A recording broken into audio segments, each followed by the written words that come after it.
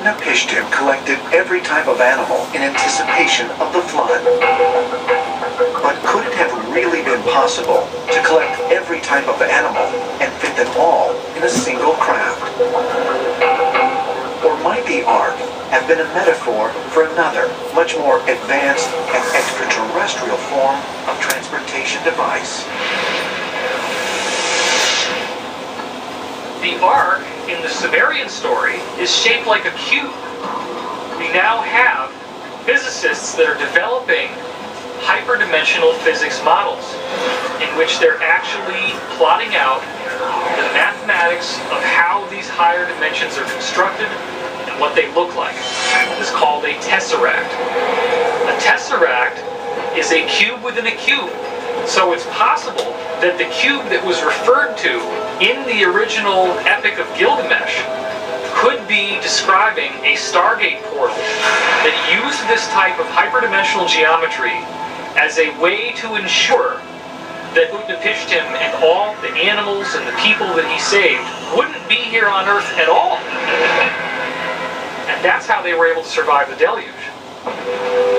Around the world, many churches, temples, and other holy structures are said to have been divinely inspired by angels, gods, and even beings from other worlds. But why? To honor and praise a supreme being? Or might there be another purpose? Angkor Wat, Cambodia. In the 16th century, one of the first Westerners to see this elaborate temple, Portuguese monk Antonio de Magdalena, described it as an extraordinary construction, as like no other building in the world. With each side measuring nearly a mile long, Angkor Wat remains the planet's largest religious structure. Although mainstream archaeologists believe Angkor Wat was built in the 12th century by King Suryavarman II as a state temple and capital city, Cambodian legends maintain it was built as far back as 600 BC by Priya Pishnokar, the offspring of a commoner father and a mother who came from the heavens. When grown, Priya was said to be abducted up into a flying palace by a group of otherworldly beings, led by the god Indra. The message Priya received was to be a leader for his people and a teacher. He was taught all these different things when he was up at Indra's heaven, this flying palace up in the sky. When he came back to Earth after this long education, Priya was basically the chosen one to teach his people in the ways of the world and the universe. According to the myths, Priya was also commissioned to build Angkor Wat, not just as a sanctuary of peace and healing, but as a landing zone for the sky beings who taught him, referred to as the glowing ones. The way it is described, it says that no real tools were actually used, but just magical water. He was able to pour this magical water onto stone, and after a while, it would harden into place. Magical water. Come on! There is no such thing as magical water. So my question is, what type of technology was used? Priya was able to build this magnificent city with ease. That's what the ancient texts are saying. Angkor Wat was more than likely built by the hands of human beings, but the architectural plan of sophistication to lay out that type of complex could not have been engineered by human beings alone at that time.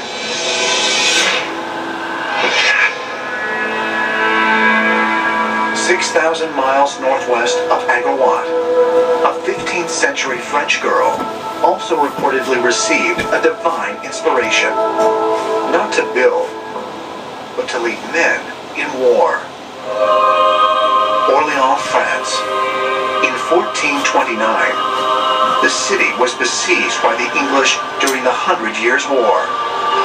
the survival of the French military and government appeared doomed.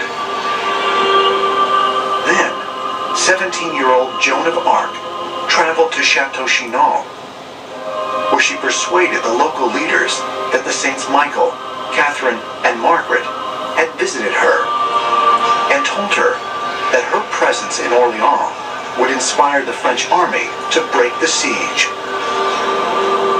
The Joan of Arc story is a fabulous tale of a vision really affecting history in a practical and concrete way.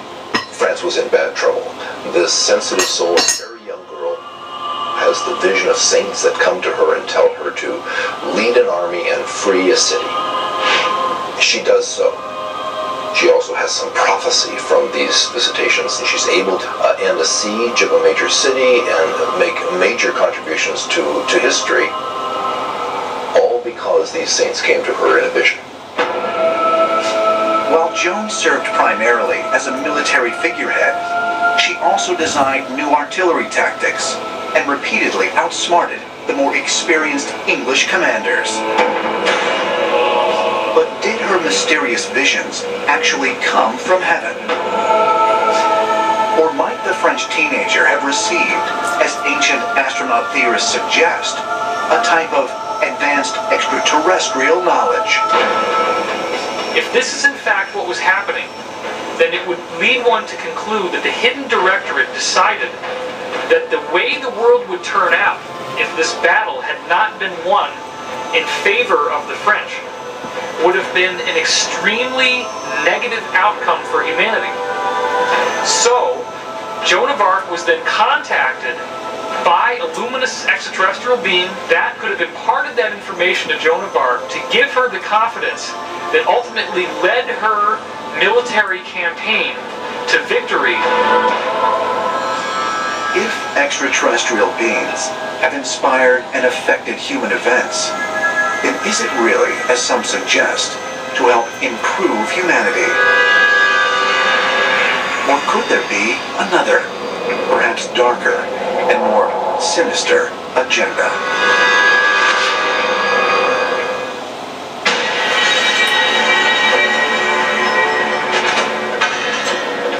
Hisarlik, northwestern Turkey.